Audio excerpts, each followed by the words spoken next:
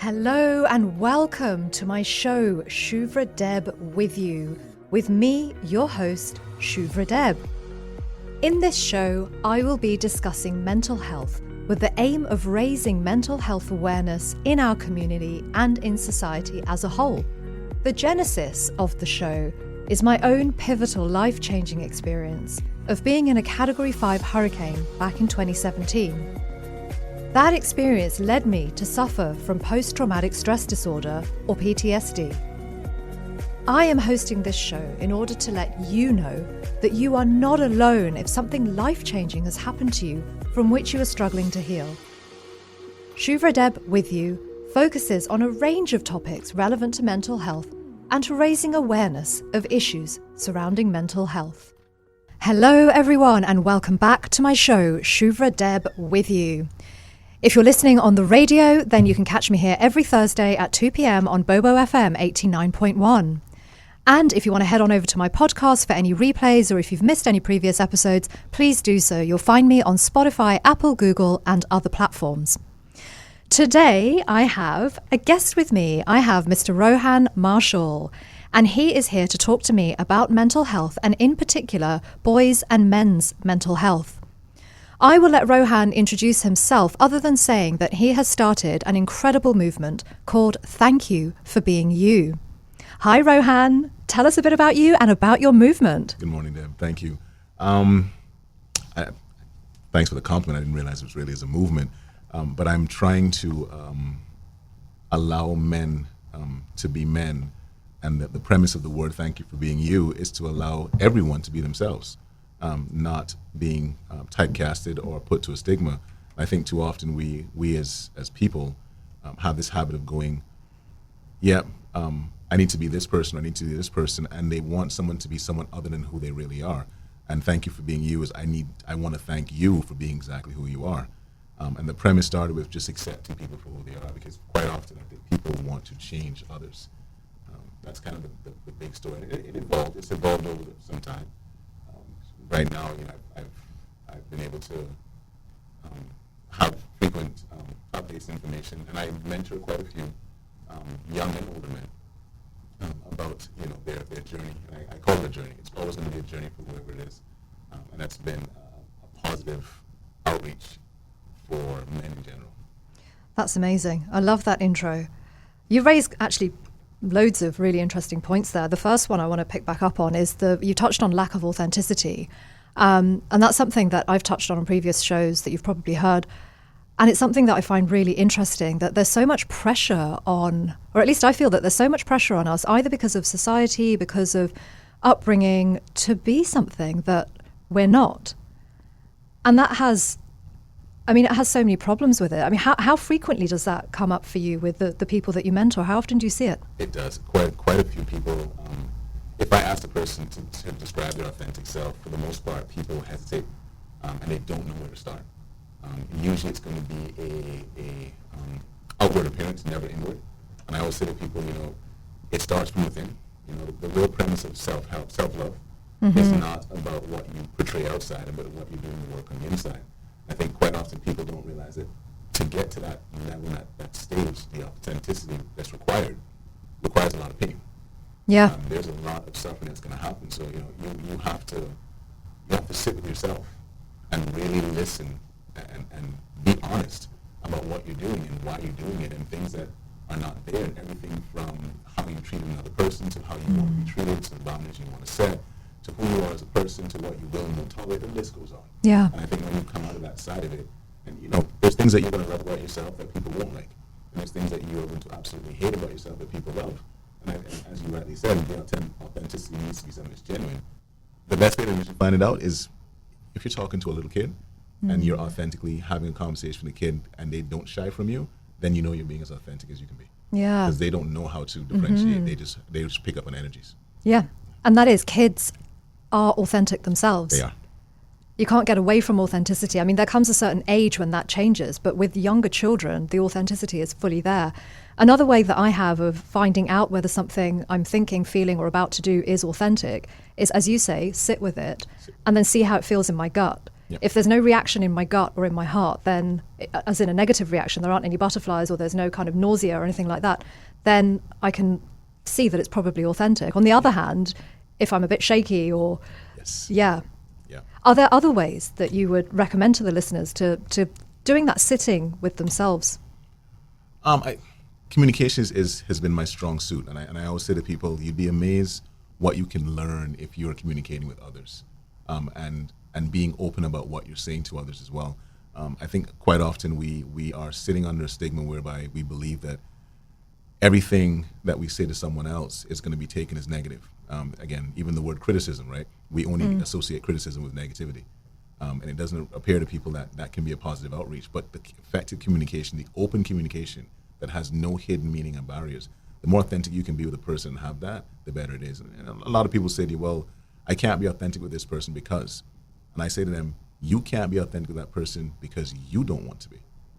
Because they're afraid of rejection. They're afraid of the reaction. Yeah, they're always afraid of what the response is going to be. And I'm like, be authentic. If they don't like what you've said, they can't relate to what you're saying, they don't understand what's happening, then maybe you're not in that realm with that person. And that's okay. You're not aligned with them. You can't be aligned with everyone, right? Right, exactly. Not everyone's your person. Yeah. And equally, by being authentic and making that communication, the person to whom you're making that communication may initially react with some form of negativity or rejection or whatever it might be, but then they might go away themselves and think about what you've said to them, and they might think, actually, I see that perspective now. And that's where the authenticity side of it comes in. If a person comes back to you and says, I've been thinking about what you said, and I want to, flesh this out a bit more, or I appreciate what you said, and I think I'm going to look at this.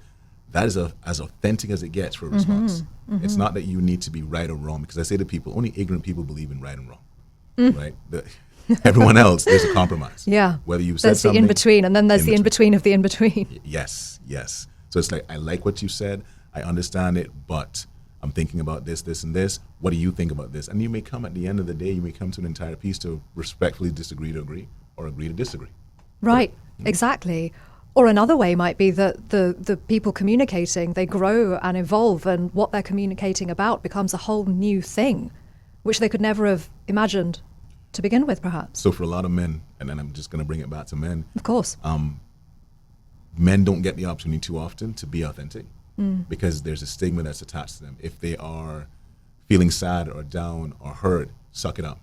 Yes. Or man up, butch up. Take it like a man. I think someone, take it like a man. There's no need, I remember being guilty of saying this to my own son, there's no crying in baseball. It was a great statement Tom Hanks made. I thought it was great for a number of years, and I realized there is crying in baseball. We probably should allow him to have more of a freedom of expression.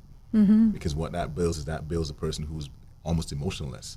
And there's no such thing as emotionless. You're just sitting with it inside and you never express it. Yeah, it's being kept within. It comes bubbling out away as a secondary emotion. It comes out as rage. It comes out as anger. And it's all fear. It's all born under fear. It's sadness. It's loneliness. It's not being heard.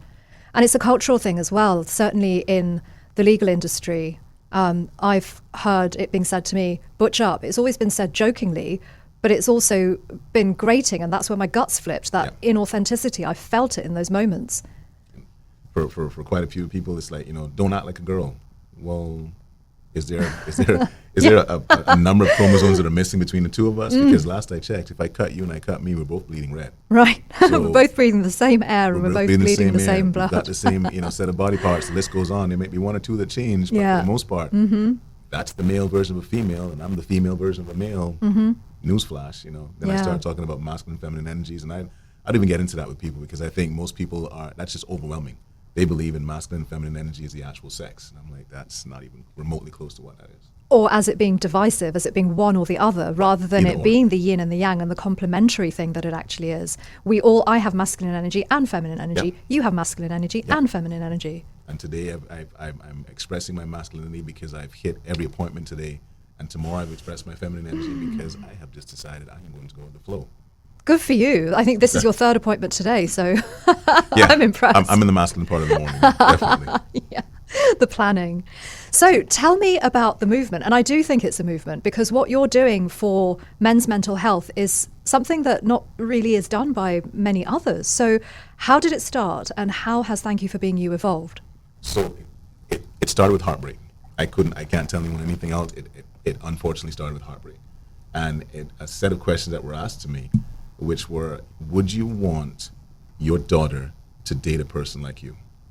And I said, no, I don't. And I said, you know what? That's I'm gonna need to make some real changes. And we're not talking light Scooby-Doo, couple of minutes, hope for the best. We're talking deep down, writing books, writing paragraphs, creating think tank charts. The list went on. And for 6+ months, that's all I was doing for every single day. Every single day I got up, I ate, slept, breathed. What do I want to evolve to? What, this is an idea. What about this? I talked about the 5 elements of being a good man, a beautiful man. And it moved to everything from trust, honor, love, respect, empathy. And I'm like, these are the things that a man should have. And if he doesn't have those things, then how does he gain it? How does he interact? Because that's what everyone, male or female, boy or girl, man or woman, it doesn't matter, that's what they're after. And if you don't have that approach, you're going to fail yourself. So I think in some cases, while Thank You for Your News focused on men, it can definitely focus towards females. I've gotten quite a few women that have called and said, look, this is a great opportunity. I'd love my husband or my boyfriend or my partner to work with you. And I say to them, I said, respectfully, you would like that. What do they want to do? Yeah. Because it really boils down. It's almost like the what's it called, the Alcoholics Anonymous groups. Yeah. You have to ask for help. Yeah. You have to want that help. Yes. And I think one of the things a little further down, but I say to anyone that I'm working with, I'm like, I got to be honest.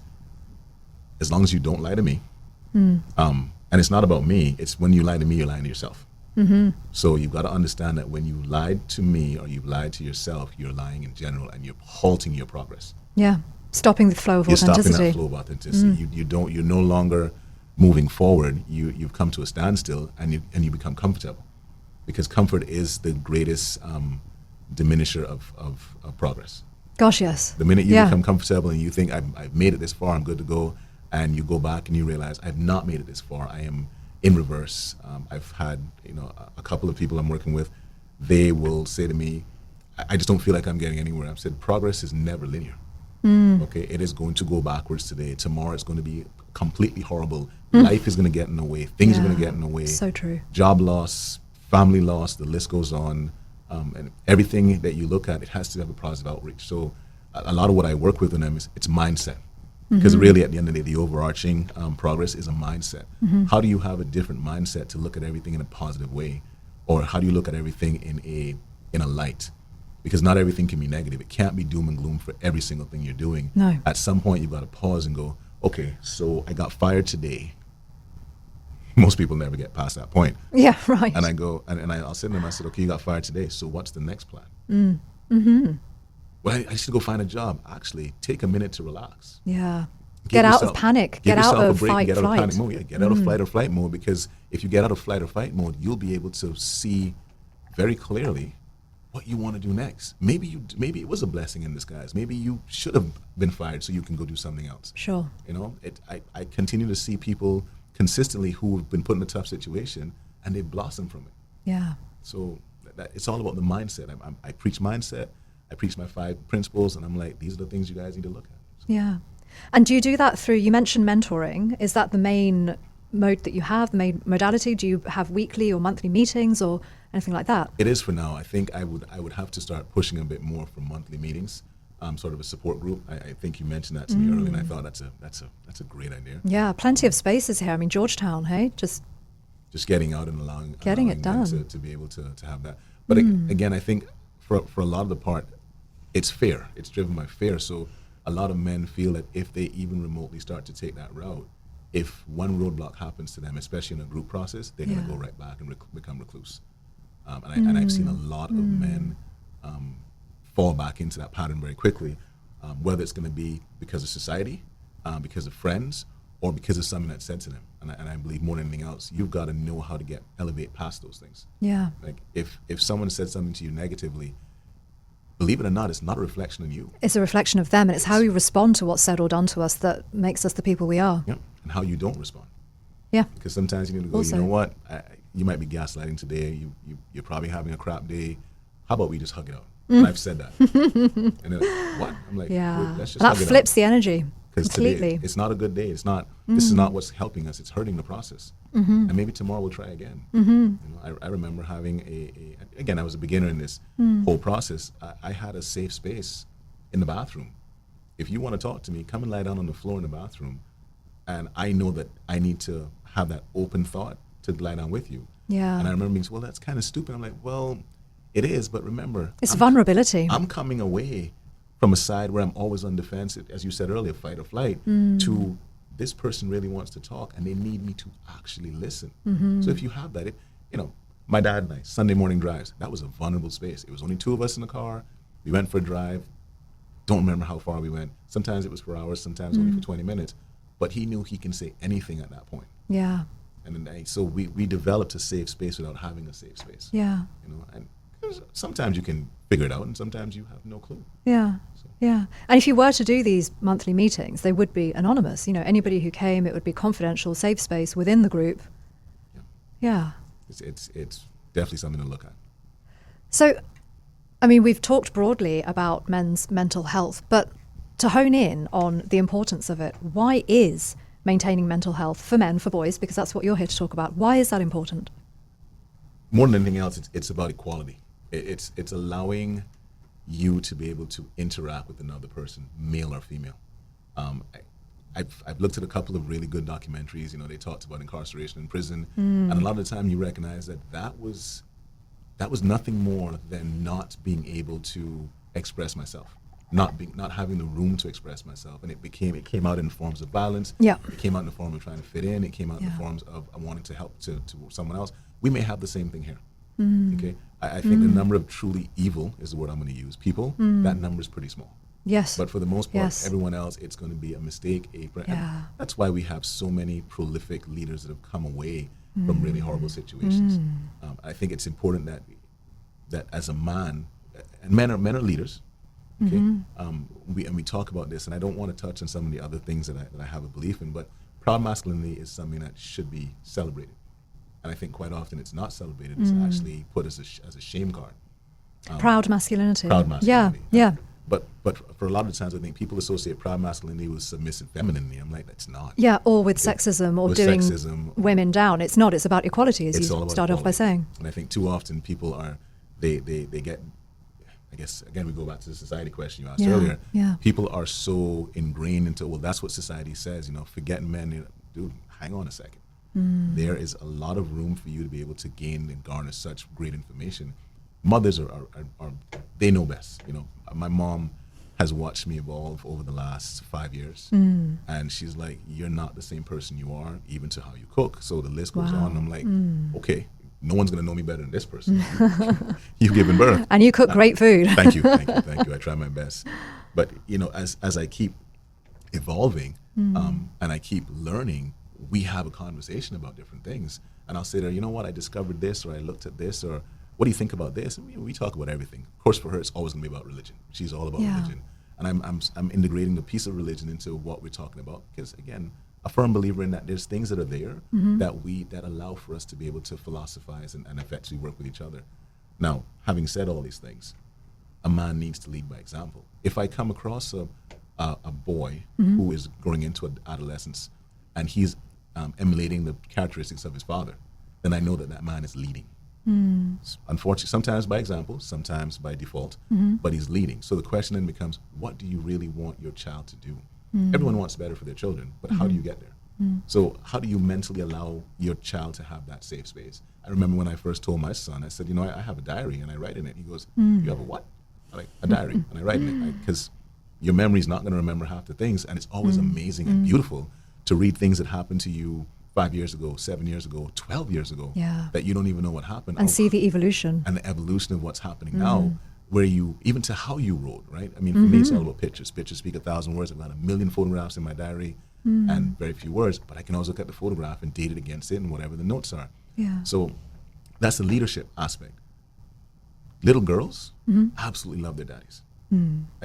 That's a protection for them. It is a safe opportunity to be able to be safe. I mean, you can see it. You can see little girls who hold daddy's hand comfortably. Little boys will hold. There's a time they stop, but little girls will continue to hold, and there's a love for it. So why are we not allowing the mental health of a man to be safe, to be able to convey that and express that. Because there are conversations that you're going to have. Today's society is not like it used to be. The exposure to sex and drugs and all the other things are 10 times more than it was 20 years ago. So how am I as a dad going to be able to mentally have conversations with my children if I'm not mentally stable? Yeah. How am I going to be vulnerable and open up to them, to the whole family? And say to my wife, have open conversations. I know of conversations I've had in my home whereby it's like, well, he's done this, he's defied, and in the past I would have been, you can't do that, your mother said X. And then I'm like, hang on a second. If he's doing that, how about we try to figure out why? Whole different evolutionary change to what it was before. The why factor. And then I'm going to ask the question, why do you think you want to do that? Okay, let's see if we can compromise here, because X and Y needs to happen in order for you to get X. You and I both know it could go the other way, but we don't want to go that way. Let's go this route. Yeah. So, you see that, and you see more of it, and encouraging your kids. I encourage my son every day. Yeah. Every single day, I call him every morning. I know he's sick of me calling him. Okay? It's 6:59. But he loves it, though. 6:59, and that stupid phone's going to ring, and this man's calling me. And I'm calling for two reasons. First of all, it's 7 o'clock. You need to get up. Yeah. And the second thing is, are you going to do great things today? Okay? Did you give your mother a hug? Did you support a friend? Okay? What have you done for the week? What's on your mindset for today? And he's like, I'm tired of these questions. I'm like, I get it. I'd probably be tired of the questions too, but I can't stop what I'm doing because you're tired. I need to help you to move forward so that you want to do these things. And then and eventually he started doing them. That's great. After a while, he started calling me. I'm like, okay, why are you calling me so early, sir? Are you sick?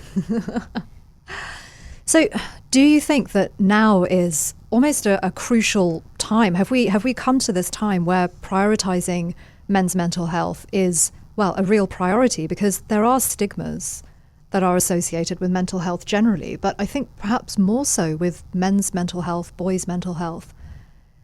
So the Alex Panton Foundation? Yeah. Again, up until 5 years ago, I wasn't even aware that existed. Didn't know anything about Alex Panton Foundation. Listening to the premiere and watching the premiere, and again, for me, his principles are top notch. Yeah. I'm like, dude, we need to talk one day, because you are the things you've done in the last couple of years. People may not like it. It may seem a little bit, but you can tell that whatever, and again, his story and what happened to his son, you can tell that made an evolutionary change in him. Yes. Where he's sitting behind principles, and by all accounts, he would be considered a beautiful man. Yeah. Because he has taken something that was darkness and turned it into a benefit, into light. They both have. And they both have. So it's like, if you look at these things, and again, I've suffered a similar story, it's like, that more than anything else, in today's society, we have to be able to be vulnerable. And again, I look at Rhonda and Kirk Kelly and what happened to Addison, and I feel for it. And I think a lot of people are in the same boat. It's like, this is not, we talk about it, but we tend to go, adolescent mental health, male or female, no problem. Female mental health, definitely important. Male mental health, they can suck it up. Yeah. It still comes back to the butch up point. We come back to the butch up, but why does it change when you become an adult? Okay, where's the support that you need? So how do we get to that point? So, not allowing, again, consider taboo. Should you act out? We're guilty of saying things that we shouldn't say. So I think for more than anything else, like, in today's society, you have to be able to lead by example, and you can only lead by example when you are mentally, when there's a mental space for you to let out your emotion, so that you can not crowd your brain with things that are congesting it. Yeah. Keeping everything inside. And what, in your experience, have been some of the most effective tools for men and for boys to do that? I think talking it out is definitely a big one. I find a lot of men will have, and they will quickly move into a more vulnerable state. I just, 15 minutes before I got to you, I was at another location and I saw a friend, and his dad died last year.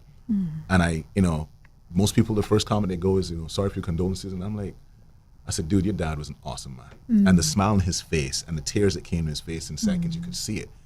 And I'm like, I'm no longer saying sorry for your condolences. We're celebrating the life. We're not mourning the death, right? Yeah.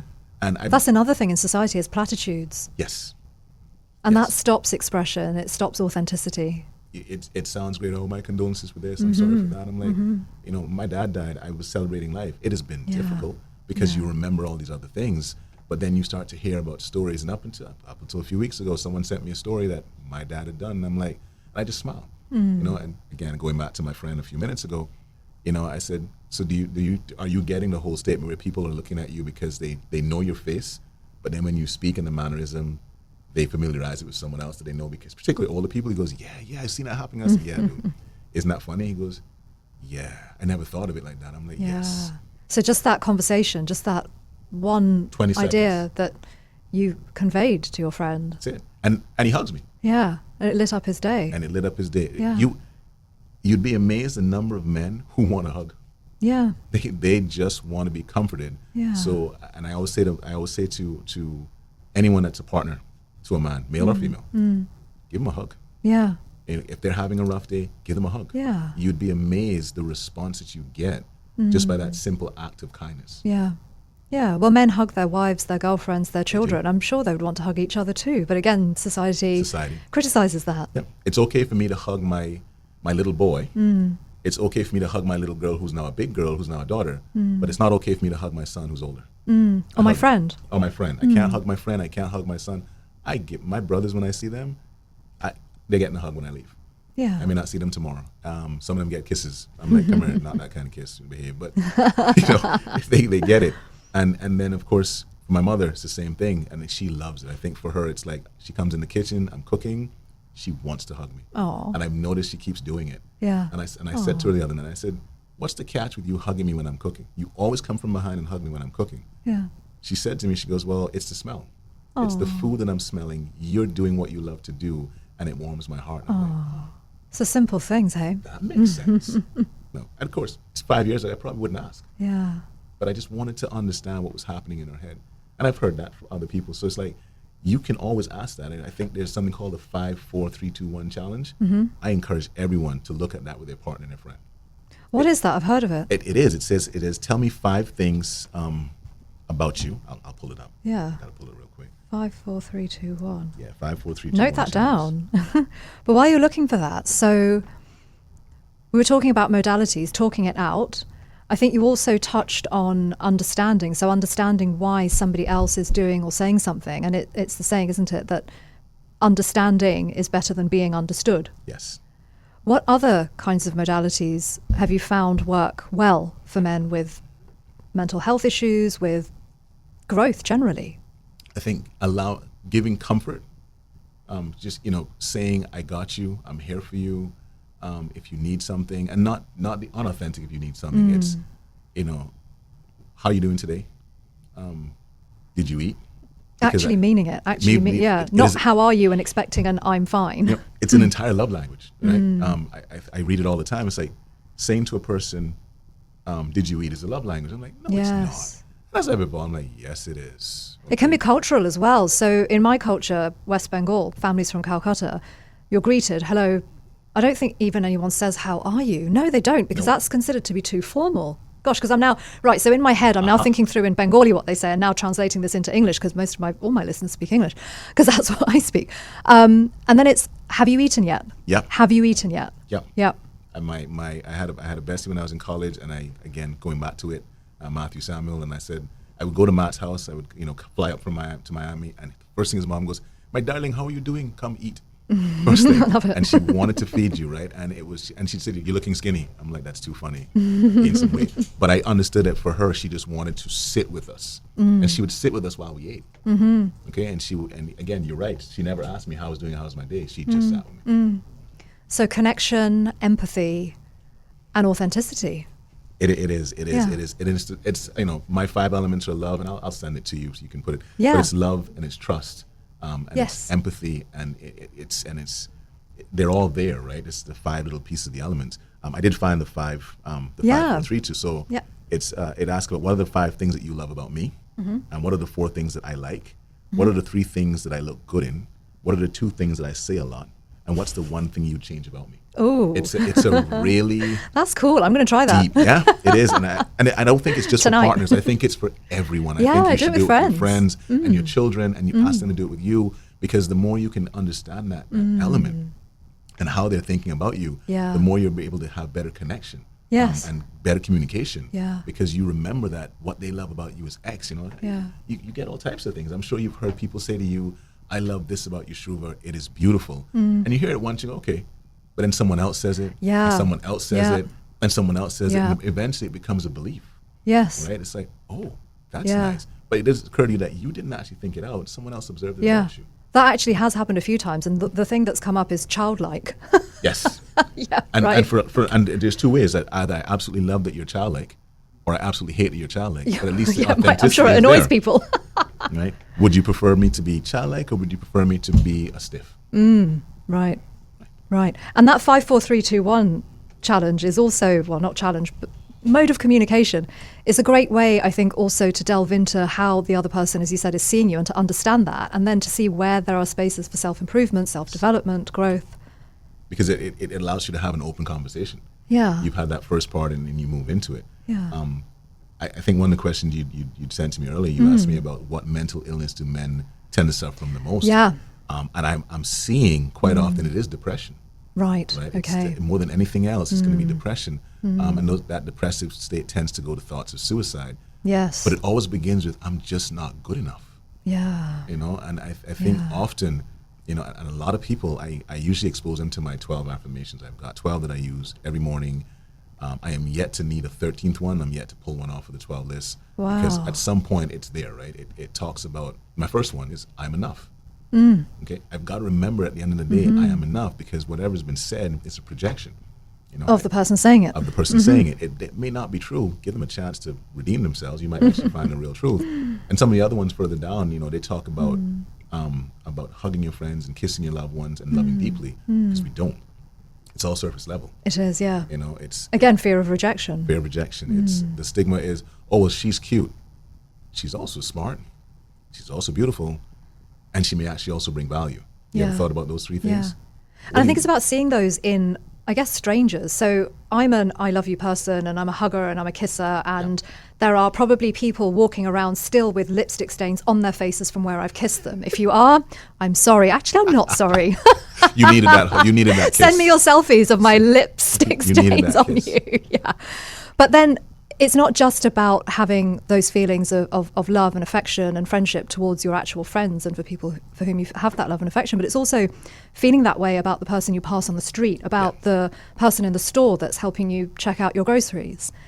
And I think obviously depression is a very, very complicated illness, and this is just, you know, a very surface level comment that I'm making about it. But to have that mode of expression towards other people, if we all did that, would be very uplifting for everybody. And it might, you know, sort of touch the surface of some form of healing. I guess for me, I always ask, I said, well, how do you feel? Again, like you and I, we're not doctors, we can't diagnose. Correct. But I was asked that one question, how did you feel after you did X? How did you feel when you held the door for this person? Not just a lady, a man. How do you feel? How did you feel when you smiled and gave a good morning, or you looked down and said, man, your shoes are amazing? Nothing else about that person. How did you feel when you looked that person in the eye? You know, how do you feel when you gave a person a hug? How do you feel when you grabbed someone's bag? How did you feel when you did these things? Because that feeling means you're doing something right.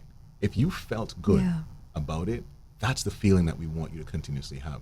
It may not change your depression. Again, there's clinical and mental and the whole list that goes with it. And professional help And is the professional way to help. go. But it starts with the first element of you feeling a little bit better. Yes. Okay? It's not going to change everything, but It's a again, start. Again, kindness is infectious. Yeah. If you display it, you'll get it back. If you accept it, you'll give it out. And if you don't get it back, then the person from whom That's you're not okay. getting it back is having a really bad day. And that's okay too. More often than not. Yeah. You touched on suicide. So we have had some very high profile men taking their own lives recently. Avicii, Robin Williams, Yep. Anthony Bourdain. Those instances have drawn attention to this struggle. But do you think that media or whomever, whatever, should be doing more? And if so, what? So I think the media has taken a very sensitive approach to the profile. And for them, I think it's a high profile. This is a problem. Every life matters. Of course. We have thousands of people, males in particular, that kill themselves and commit suicide every day. Yeah. And it's heart-wrenching because after a while it becomes the norm in our head, but it doesn't occur to us, how did they get to that point? Yeah. You know, how did they really get to that point? Did they just get up today and go, I just can't take it. I'm calling it a day. I've heard that that's happened in some occasions. Again, I'm not a doctor. I can't diagnose. Sure. But at some point, you've had those thoughts because either you were not being heard, or you were not being appreciated, or you had no outlet to give that information. Yeah. Or the demons were just so bad. Oh, the demons. My first and foremost, when the journey started, the first thing I said was F, fear. And every time I feel a demon coming out, whether it's going to be insecurities or an emotional outburst that doesn't need to happen. Not being good enough. Not being good enough. I think self-loathing and not feeling good enough every is single time I just a pause big for a thing. second and I go, F fear. This is fear getting in the way right here. This is fear causing you to want to react. So talking yourself down. Have to. Talking the demons out. Have to. I've got a master key and they can't get up.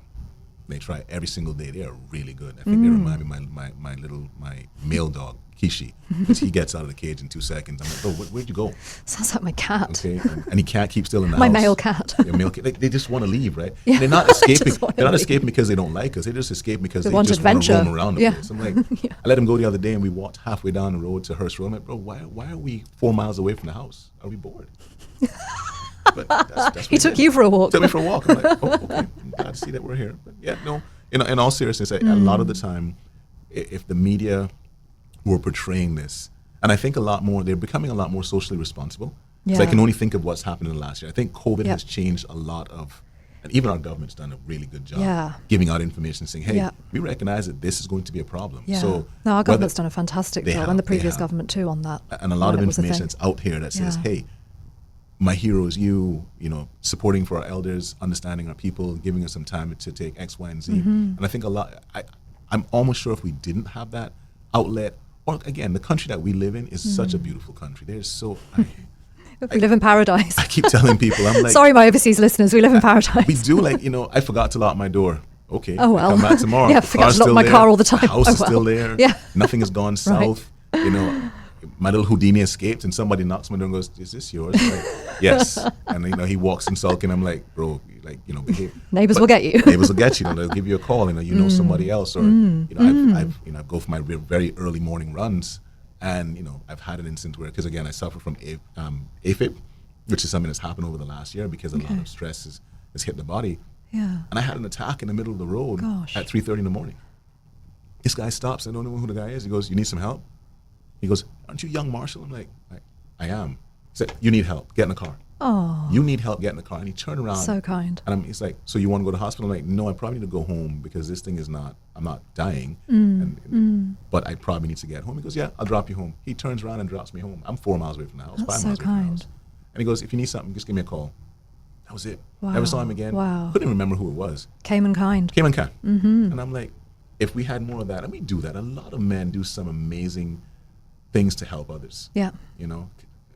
But when we start having into society mixers that, it gets there. Like Ed Sheeran. Yeah, so Yes. Ed Sheeran, I came across, the singer. He's a Yes. British guy, amazing songs. I think I actually love every single one of his songs, and there aren't that many artists that I can say that about. But he spoke out recently on a BBC News online article about his recent struggles with depression, and 2 of his friends had died in the last year.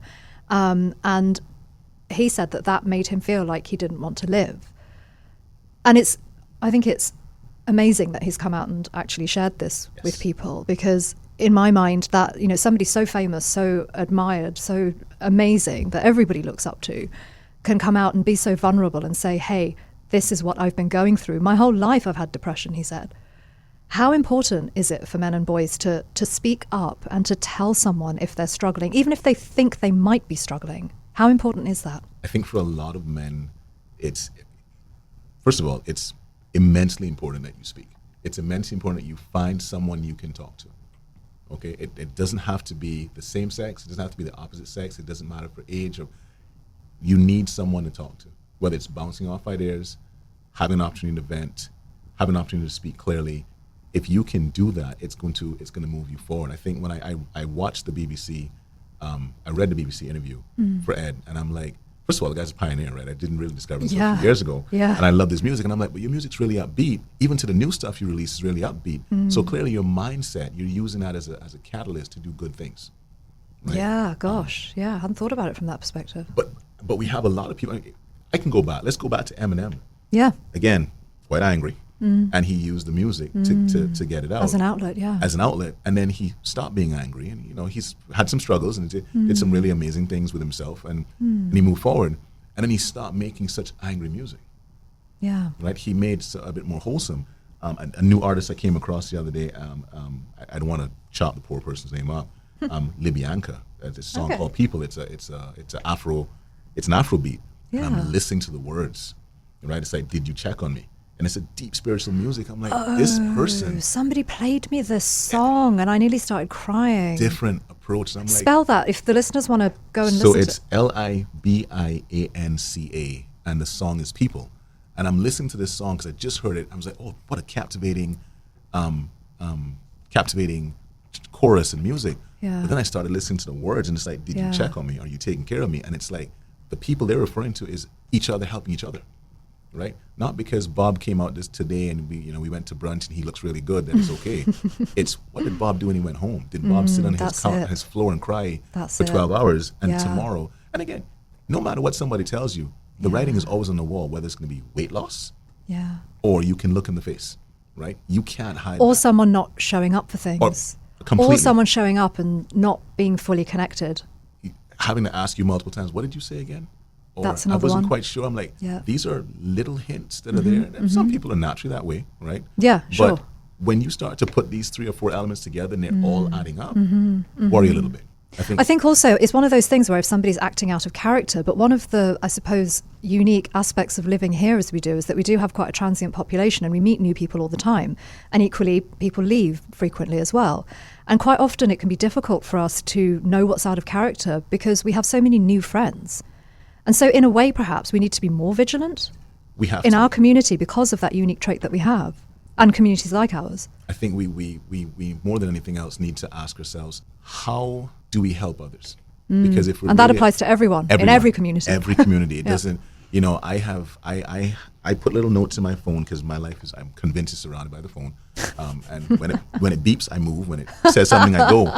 But for me, it's, you know, I have it like, check on my male friends in X, Y, and Z country this month.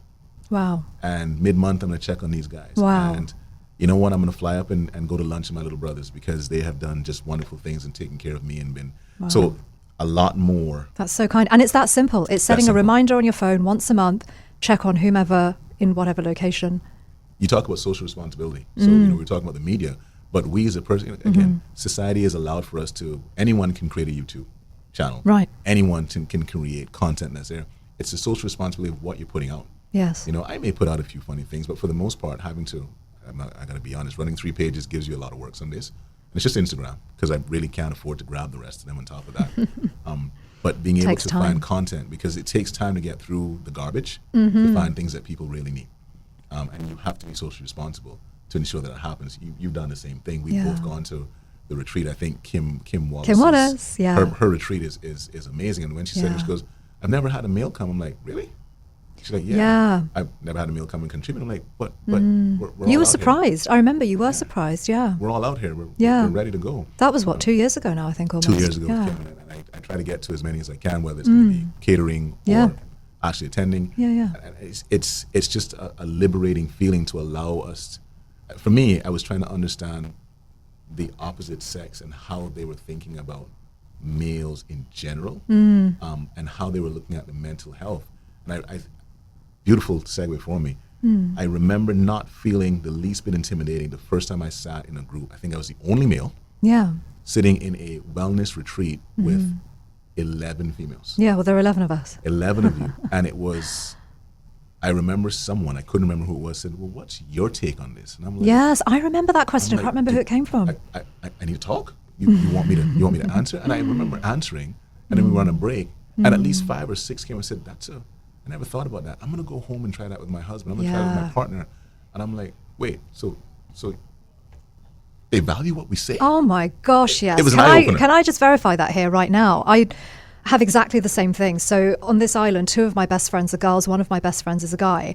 And I will talk to each of them about any issue that I want to talk about. And they each have different perspectives. And my guy friend's perspective is often not something that comes up in my conversations with the girls or even in my own mind. And I value so much that perspective. Agree. Yeah. Which is probably why. So guys, keep telling us your opinions. Keep speaking. Keep telling us. We need to know. The authentic opinions. Right? Yeah. 'Cause that's Yeah. Make it really, genuine. The real thought. And there's media talks about, well, it doesn't have to be about you. Well, you won't know anything if you're not talking about your experience. Right. Okay. Yeah. You can talk about what you've heard. So always caveat that. I always say to people, when you're going to talk about another experience you may have heard, talk about it. Yeah. Give your perspective. Wait for information. Have effective communication. If you're not talking about your own experience and it's about someone else's experience, it's your own. Understand that you don't want to brag. It doesn't make any sense. You don't want to boast. You just want to spit it out for what it is. Yeah. And sometimes people may want to listen, but always ask, do you have the space to hear this? And are you willing to listen to what we're going to say? And again, always find an environment that makes it fun. If the person likes to eat, by all means. And for me, I'm convinced cooking for me is a love language. That's a love language. Well, having eaten your food, I mean, there is a saying, isn't there, that if you cook something with love, then the output is going to be so different, so much more different, so much better than if you just throw something together. It's true. I think what was happening 7 years ago is totally different than what happened 5 years ago and what's happening 3 years ago. So it's definitely evolving. Yeah. So. Yeah. And that's what we do as people. We evolve. We evolve. Our bodies change. Everything has to grow. It has to change, has to evolve. You may even come back to what you started with and you realize that you came back to it, but you have a different perspective on how you're going to Right, of course. So don't be afraid to think that, are you a humorous guy? Do you like humorous jokes? Okay, good. But, you stop doing it because someone told you that they were inappropriate. But then you come back 3 years later and realize, it's not bad, but maybe I need to have a different approach in how I do it. Right. So we were talking about men and boys talking to people. In terms of the younger audience members, we've already talked about the Alex Panton Foundation. Are there any other resources that you can recommend to boys in particular? And I think the only thing I would say on that is that it is important for younger people to speak to an adult where they can, or at least an older person. So there is, and I'm actually, I need to reach out to James because I promised myself this year that I would help him with it's the men's program. I'm trying to remember it. I'm going to remember it. I promise. It's off the top of my head, but it is helping. I can put it in my show notes when you come to remember. Appreciate that. It's helping young men, and I think it's the Boys to Men program. I want to say that's what it was. I didn't even know we had that here. I could be wrong because I know there's two different programs that are out there. Okay. And I said, you know what? I want to be able to get into this program, and I want to be able to help effectively take that mentorship approach because I think more than anything else, young men need leadership. Young men need to know and they need to be able to hear from people. It's okay to mess up. It's okay to have this thought. It's okay to do this, but it's not okay to do this. And for me, I'm an advocate of it's not okay to disrespect women. It doesn't matter. Okay? And it's not okay for you to allow someone to disrespect you either. So again, we go back to the equality side of it.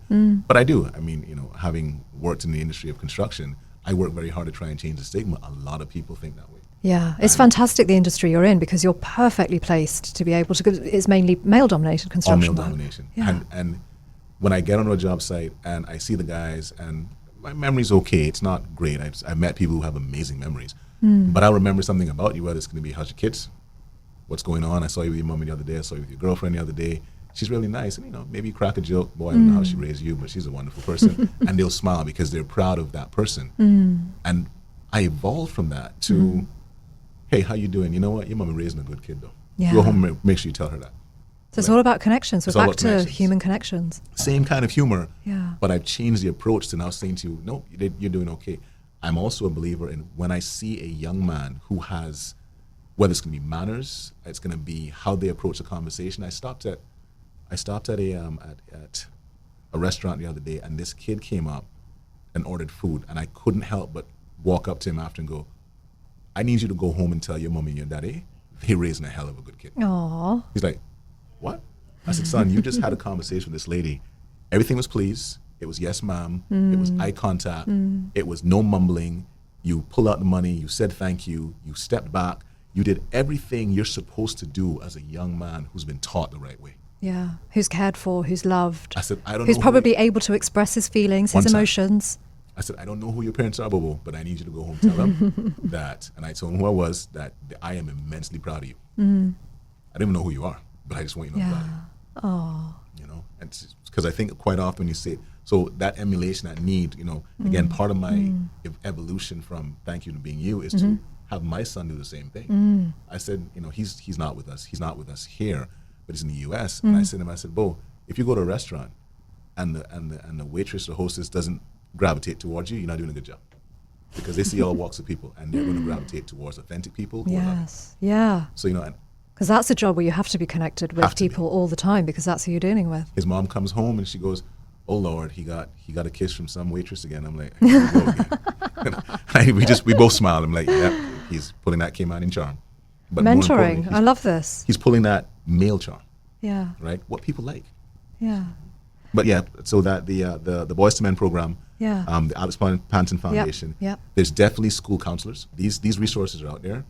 And then as a parent, if you don't know where to find the resources, the school teacher is probably going to be one of your, again, mixed feelings about teachers. I'm a third generation teacher, and I didn't know that about you. You're a teacher as well. Wow. I went to school for education, art education, and then I didn't go into the art field to the school. Yeah. But I recognize that, and I did my thesis 20 years ago. A teacher has to also be a counselor. And someone said, no, that's not possible. I guarantee most teachers nowadays are counselors. Yeah, well, CIS just had their mental health week last week, and I popped along for one of the talks. It was fantastic. The way they're teaching the kids is brilliant. And CIS is leading the charge. Yeah, they really are. I was so impressed. The other person I know that's leading that charge is Mark Ray. Okay. So he is coming down the pipeline with some really innovative things to get our education system and to look at the mental health in general. Yeah.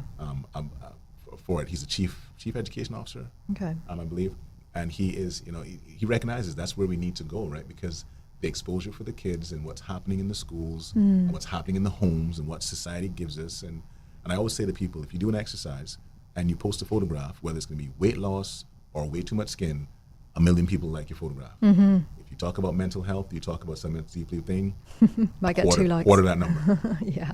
And I'm like, that's what society's taught us. So you have to be able to make it attractive. Yeah. So we go back to Ed, you go back to Eminem, you go back to exactly. Like these guys are allowing us to have the conversation, self-expression. Right? Yeah. I think Izzy. Okay. Izzy. So I haven't really had a look at Izzy yet, but I've heard of some of her music. But more importantly, I happened to see one of her interviews that she'd had, and I was just profoundly amazed. Adele as well. Oh, Adele's concert. That was a life-changing concert to listen to because it was so expressively emotional that she was talking about her mental state and her mental health. And I think she's one of the few people that she wasn't talking about it from a female perspective. It was just mental health to everyone. And she has such reach. Such reach. Yeah. And I say to people, I'm like, she spoke about her relationship with her father's, her son's father, and I'm just like, man, that's where we need to be because again, part of mental health is co-parenting. Yeah, of course. Again, relationship may not work out for whatever reason, but automatically it becomes society tells us that we cannot celebrate this person because we're not in a relationship with them. Right. That's where society keeps failing. Yes. Because what you're now doing is you're now showing your child that the minute something is not working out, they should have isolation and no longer talk. Or be used as a pawn or whatever the trope might be, the sort of typical Hollywood stereotype. You're completely failing yourself. I said, I always say to them, when I'm mentoring, I spoke about mentoring males, but I do mentor a fair number of females as well. Yeah. And I say to them, I said, listen, especially those that have kids, it's not your father, it's just daddy. If they're under the age of 10, it's just daddy. It's not your father. Don't teach the separation so early because what ends up happening is they start to gravitate towards it's a separation and not it's a unity, but daddy doesn't live with us. Yeah. And I say to the men, as I do, it's not your mother. It's mommy. Full stop. And if you're using that, it allows for better interaction and better communication between all three parties. And maintaining the family unit. And maintain that family unit because the word family doesn't mean that you have to be living. Yeah, you don't have to live in the same house. And that can take a real mental toll on a lot of kids. I think a lot of people have got to, you're out here to procreate and create children, and something goes wrong, pause for a second, because if you think that mental health is needed, it's going to be really needed when you're divorcing. Yeah, gosh, yeah. Whatever age the child is. And I say to people, I said, divorce is like death. It is like death. There's no other way for me to describe it. It's a whole process. It is a whole process. Mentally, it takes a toll. Yeah. Emotionally, it takes a toll on your system. Yeah. Physically, it takes a toll on your system, and not just for you, for everyone. And then you have to construct a way forward. Yes. And quite often people get stuck, that whole mindset. They get stuck in the belief system. I say to guys all the time, I said, you have a belief that this woman is trying to take your child from you. You have a belief that they're doing it out of spite. I said, before you make that assumption, look at the writing on the wall. If there's consistently that, then the writing's on the wall, cool.